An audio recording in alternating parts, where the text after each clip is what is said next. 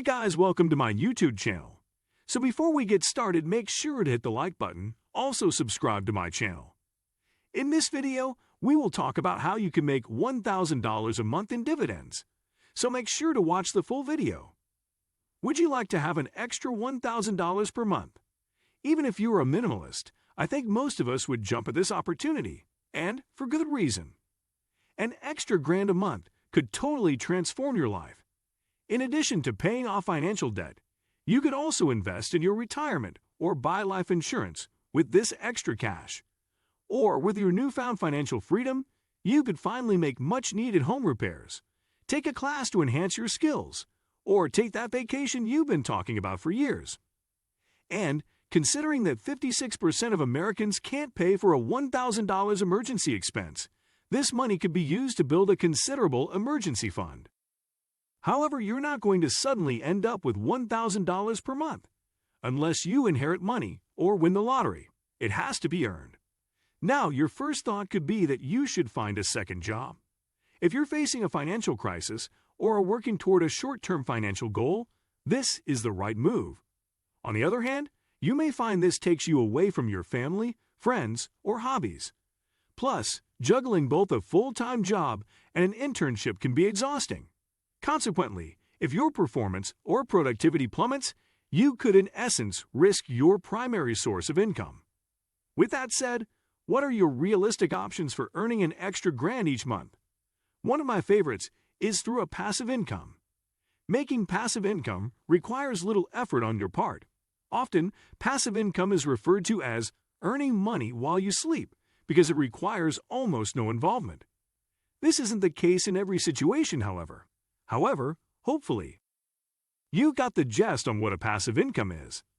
However, there is a myth about passive income that needs to be busted. Passive income is assumed to be so easy that anyone can earn it within the weekend. Once that's done, you just sit back and wait for the money to come following in. Truth be told, a lot of work needs to be done up front. Your passive income sources still need to be updated and maintained even after the initial legwork is completed. One example is blogging. Once it's up and running and producing a steady revenue stream, it can make a lot of money. But building a blog to that level takes a lot of effort. And even if you reach that level, it still needs to be managed. If anything, it's semi-passive. Although this is an excellent income source, it is not really passive. If you want a truly passive income, then let me introduce you to my good friend dividends. For those who aren't acquainted with my friend here, dividends are payments companies make to shareholders as a way of sharing profits. Investors earn a return on stock investments through dividends, which are paid on a regular basis. Let me also add that not all stocks pay dividends. You should choose dividend stocks if you want to invest for dividends, however. All right, that's great. What makes dividends a passive income, though? Again, most passive income sources will still need a little TLC every now and then. I already talked about blogging. But property rentals are another example of a semi-passive income. If you don't maintain your rental, it's going to depreciate and become loss appealing to renters. In the current era of exceptionally low interest rates, dividend income is in a league of its own. It is possible, without any effort, to create a portfolio of stocks that generates a steady return of 3%, 4% per year. There is no better example of a truly passive investment today than that. Now, let me be real. To reach the desired level of income takes a lot of capital. If you invest wisely, however, you can earn a generous income, even $1,000 per month in dividends. And as soon as it's up and running, you won't have to lift a finger to get it going. Besides being a legitimate passive income, I'm a big fan of dividends for the following reasons. Capital appreciation. Even though I'm talking about dividends, dividend stocks can also generate capital appreciation. After all, they're stocks, and the value of stocks tends to go up over time. If you're lost, let's take Pepsi as an example. Right now, the stock pays a dividend of almost 3% per year. The current share price is about $172, but if you purchased the stock 10 years ago, you could have done so at less than $65 per share. The stock value has more than doubled in 10 years, and you have earned 3% in passive income over that time. In other words, dividend stocks have the advantage of not only providing a steady income, but also the benefit of capital appreciation. By doing so, you can protect your investment from inflation and also make sure it grows over the long run. As such, dividend stocks are among one of the very best investments you can make and are one of the strongest recommendations for the foundation of your portfolio. Dividend stocks should be a core investment, even if you own other investments. Dividend stocks versus growth stocks. Now, I gotta quickly fill you in on dividend stocks. Unlike growth stocks, dividend stocks tend to rise less in price than growth stocks. Why? As their name implies, growth stocks are all about growth. Most pay little dividends, if any at all. All profits are instead reinvested into the business to expand revenue and profit.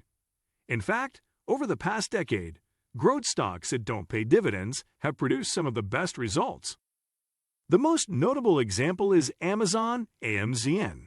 In the past 10 years, its stock price increased from $170 per share to more than $3,000 now, but it doesn't pay a dividend.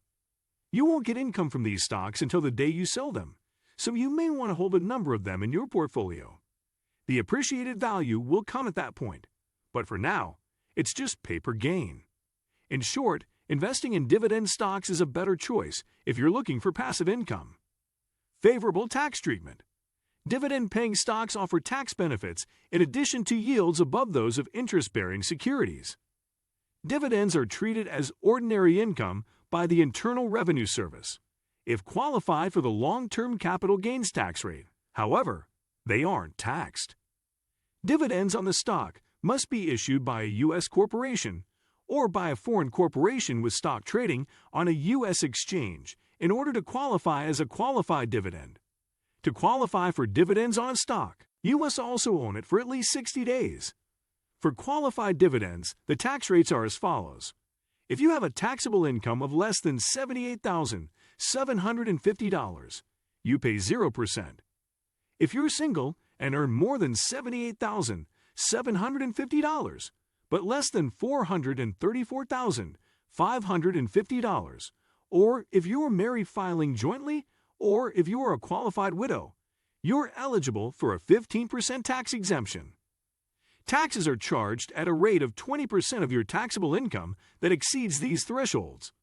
In any case, if you hold dividend stocks in qualified tax-deferred retirement plans, the lowered or non-existent, taxes won't matter.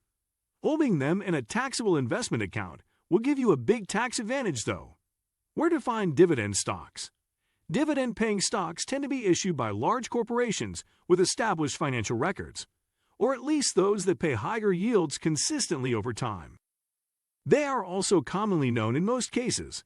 Either they have popular products or services, or they've been around for a long time and have built a strong reputation. They tend to be popular with investors too, due to all those qualities and their dividends. Now, when it comes to dividend stocks, companies can choose between different dividend types. The most common types include cash dividends. These are the most common dividends. Companies typically deposit cash dividends directly into shareholders' brokerage accounts. Stock dividends. In addition to paying cash, companies can also share additional stock with investors. Dividend reinvestment programs, DRIPs. With DRIPs, dividends are reinvested into the company's stock, often at a discount, so investors receive their dividends back sooner. Special dividends. Shareholders receive these dividends when their common stock goes up in value, but they do not recur. When a company has accumulated profits over years, but does not need them, at the moment, it will issue a special dividend. Preferred dividends.